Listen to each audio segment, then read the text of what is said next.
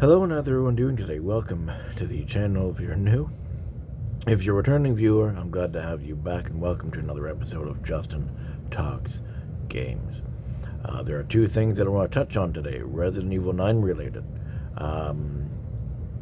The first one is, honestly, I don't care if Leon's in the game.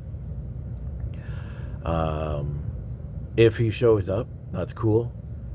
If he doesn't show up, it's not going to ruin the game for me. I'm being totally honest with you guys. I don't hate Leon. I don't dislike Leon. He's a cool character. I do enjoy him. I liked him in Resident Evil 2. I liked him in Resident Evil 4. He was okay in Resident Evil 6. And in the animated movies, he's a little too careless for my liking. But, overall, as a character, I do like Leon. But the way this fan base acts, like they're very unhealthily obsessed with Leon.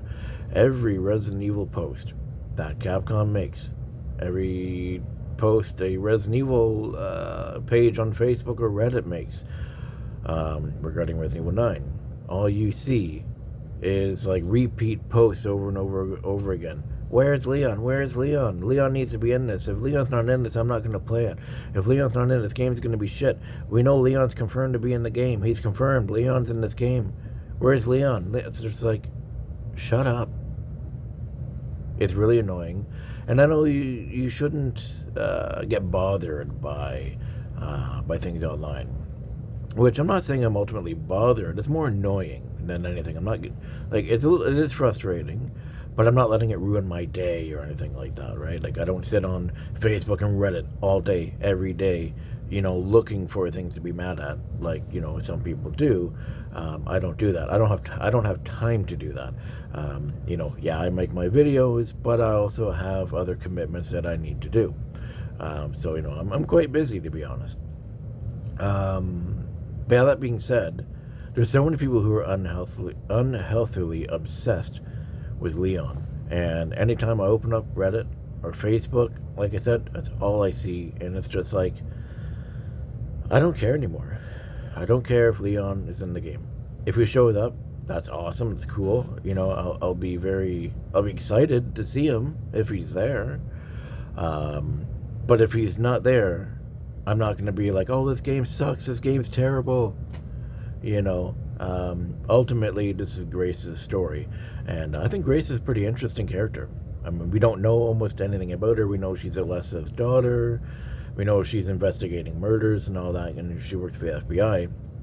I think she's quite interesting, though, so I'm looking forward to learning more about her. I am more interested with her than I was with Ethan. To me, Ethan was a boring character. But anyway, I just wanted to get that point out. I know nobody asked my opinion, but I mean, everybody's jumping on the Leon train and saying different things and this and that regarding him on videos and stuff. So I just wanted to give my opinion. If he doesn't show up, oh well. I mean, there's Resident Evil 2, there's Resident Evil 4, there's 6, there's the movies. He's been in a billion things. If he does not make it into Resident Evil 9, it's not the end of the world. Apparently, though, there is a very light confirmation that he's in it. Apparently, someone from IGN was talking about the hair. Apparently, they put a lot of work into the hair, which I've seen that they have put in quite a bit. They're very happy with the work they've done on the characters' hairs and stuff. And apparently, the IGN says, like, yeah, when you look at Grace and you look at Leon, look at their hair, they've done a great job. So I don't know if that was a slip up or if they were talking about the engine itself. I don't know, but yeah. So if he's in it, that's great, that's cool. An older Leon would be interesting to see, but if he's not, it's not the end of the world. Whatever. We got Grace. It's to me, I feel like she can hold her own. So anyway, I'm going to stop rambling about that. The second part is actually the reason why I'm making this video. So either yesterday, it must have been either yesterday during the day or yesterday night. I was on Reddit. I was looking around, Resident Evil stuff, whatever. Just kind of scrolling through, and I seen someone post something about like the story. It wasn't a leak or anything like that. It was an official thing, basically giving just a small little tidbit of what it's about, and basically said that Grace is investigating murders of the Roxford Hotel, whatever, however you say it. We already know that part, and it says that her investigations will lead her to the truth of what happened in Raccoon City, which they kind of already talked about that too. But really thinking about that, the truth is already out, at least for us players who have been playing the series for the whole 30 years. I've been playing Resident Evil since I was basically like 6 years old, so I've been playing Resident Evil, since 1996. And the truth of Raccoon City has been out for years. Maybe not in that world. The truth has been covered up, and there's some people who don't know everything that went on. But it seems like the truth will be revealed, kind of thing. They're kind of talking to the players as well, which makes no sense, because us who have been here since the beginning, or even those who have, well, no, more so those who have played from the original, because the remakes don't really grasp into the deepness of the full story. That's why I always say play the originals first, then play the remakes, and you'll see how much of a difference. Anyway, those of us who have played the game since the very beginning, from then to now, know the whole Raccoon City thing, right? So like you have basically William Birkin, as you guys know, were making the G virus. The Umbrella wanted their hands on it. They sent the UBCS. William got shot and then injected himself with the G virus, and a whole fight ensued within the sewers. A case got broken that had, like, a briefcase got broken that had the T and the G within it. And the rats consumed the T virus and carried it into the city. And they spread it that way. So, because of Umbrella's incompetence, or at least that one soldier who shot Birkin, because that wasn't actually part of the plan. They weren't actually going to shoot him. They just wanted the sample. So basically, because that one guy shot William Birkin, Birkin infected himself, and like I said, a big fight ensued, blah, blah, blah, blah, blah. The rats carried the virus to the city, infected the waterways and all this and that, and then people got infected, and that's how it started, right? That's exactly how it started. And that is explained oh, jeez, excuse me, in the original Resident Evil 2. They explained that it was the rats and blah, blah, blah. They don't get into that in the remake, but that's how it happened. And then you have some things in Outbreak. I haven't played Outbreak 1 and 2 in a long time. I don't really remember. But then, obviously, in Resident Evil 3, you learn more. That they were sending tyrants out there. There was a whole thing about that. Nemesis was sent to collect data, as well as to or combat data, to kill stars, whatever. Like, there was a whole thing. And then the U.S. government used a thermobaric missile to sterilize the city. It was not a nuclear missile. The remake makes it seem like that's what it was, but it was not. It was a thermobaric missile. Also, in the original was kind of wonky too. The original 3, because when it showed everything blowing up, but literally just showed everything like being disintegrated. So a little bit of conflict between the remake and the original 3, at least in that respect. But anyway, so the city gets wiped off the map. Boom, gone. Then you have Resident Evil 6. Leon's whole campaign of Resident Evil 6 revolved around the government, revolved around the cover-up of Raccoon City, and this and that. That's why Tall Oaks was infected to begin with, to stop the president from telling them the truth about Umbrella and all the biological weapons and all that stuff, all that crazy stuff, right? So we know about the government, we know about the outbreak, we know about this. So what is this truth that's going to be revealed? I'm honestly really hoping that they're not going to add more to this to make it just some like big complicated thing, or they're going to add mold to it and be like, oh, the Umbrella was using mold the whole time, when in Resident Evil 8, that game's just a big mess to begin with. They added Spencer's notes. In my opinion, Spencer didn't even need to be mentioned or anything in that game. Or have the Umbrella logo have its own origin story, but I'm going to get off topic if I start talking about that. In Spencer's notes, he specifically states to Miranda, no, I don't want to use the mold. Basically, he was going to use viruses because the mold is not useful for what his plan is, what he wants to do. So he wants no part, nothing to do with the mold.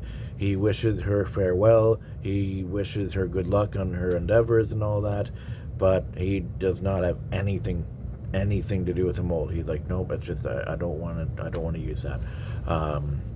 I'm hoping they don't forget what they wrote in Resident Evil 8 and be like, oh, by the way, they used mold the whole time, and just make it overly complicated and even more ridiculous than the story has been for the last couple of years, to be honest. I don't know what this surprise or reveal or secret, whatever they want to do, I don't know what it's going to be. Again, I hope it's not something absolutely ridiculous, like I said. The whole Umbrella capsule looking tomb thing, whatever, I wouldn't get too worked up, hyped up about it, because if you remember, in Resident Evil 8, a lot of their marketing showed the stone Umbrella logo, and it just turned out to be just the village's crest or whatever, right? And then Spencer was like, hey, that looks cool, so I'm going to use that for my company. And that's the backstory. Pretty much. Oh, that was cool, I'm going to use that. So, yeah. So I wouldn't take too much stock into the whole Umbrella thing. Because for all we know, it's either something that's small, that's super zoomed in to make it look big, or it's going to be something that's big, but it's not going to be super duper important, and they just showed it in the trailer to get people to be like, oh my god, Umbrella's back. I mean, they did the same thing for Village. Again, they showed the stones and people were like, oh my god, Umbrella is going to be in Resident Evil 8, when it wasn't. I mean, to a very, very, very, very tiny degree, it was Blue Umbrella, supplied Chris with his loadout and his stuff like that. But other than that, there was zero Umbrella. So for all we know, it could just be, something that's pristine in the rest of the ruins, and then she could be like, hey, that's Umbrella's logo or something. We don't know, right? It could be something so small. I mean, again, like I said, they did this for Resident Evil 8, so I wouldn't take this, and I wouldn't take that Umbrella thing into account, like, oh my god, Umbrella. Just keep your expectations in check, because you don't know. They've done a lot of this stuff in the past. Again, look at Village's few trailers where it shows the people of the village, right? Carrying lanterns, looking around, all this and that, really cool stuff. But then when you play it, they're all locked up in a house, they all die, and, well, that's it. So, just be really, basically have an open mind, because what they show and what you get can be completely different. Again, that's what happened with Resident Evil 8. So, just keep your expectations in check, I guess is what I'm saying. I mean, I'm looking forward to 8. Being back to Raccoon City is interesting. I think, again, I don't know what we're going to do there, because like I said, we know everything. Yes, Umbrella has been doing some testing. Still, if you look at the end of Outbreak, but overall, the whole conspiracy, the whole uncovering the truth has already been uncovered, because again, I know I'm repeating myself here, but we have Resident Evil 2 explaining it with the rats and Birkin and extracting the G virus. Excuse me. We have Resident Evil 3 with the supervisors gathering the data, sending Nemesis to go after the stars, collecting data off of Nemesis, and then sanitizing the city. And then, to recap again, Resident Evil 6, Leon's whole entire storyline is literally the truth behind Raccoon City. And that's, again, like I said, that's why the main city, Tall Oaks, was infected. Because the president was like, hey, I mean, people should know what happened to Raccoon City. And the government was like, no, it's not happening. And boom, that's what happened. So, again, I'm on the fence. I don't know how I feel about the whole uncovering the truth, because we already know the truth. In-universe characters already know the truth. The general public doesn't know the truth. I don't want to say they don't need to know, but if they did know, it would cause panic. So, I don't know. I'm kind of iffy on that. I mean, Alessa knew the truth. Obviously, Leon and Claire know the truth. Jill, Carlos, all the main characters, they all know, right? So, who's going to be revealed? Like, who is this conspiracy going to be revealed to when we already know exactly what happened? Anyway, I'm going to keep rambling, but that's just my thoughts. I'm a little concerned now, reading that and really thinking about it, a little concerned now about what's going to happen with the story. Anyways, if you guys have any thoughts or opinions on what I said, feel free to leave a like, a comment, subscribe, all that fun kind of stuff.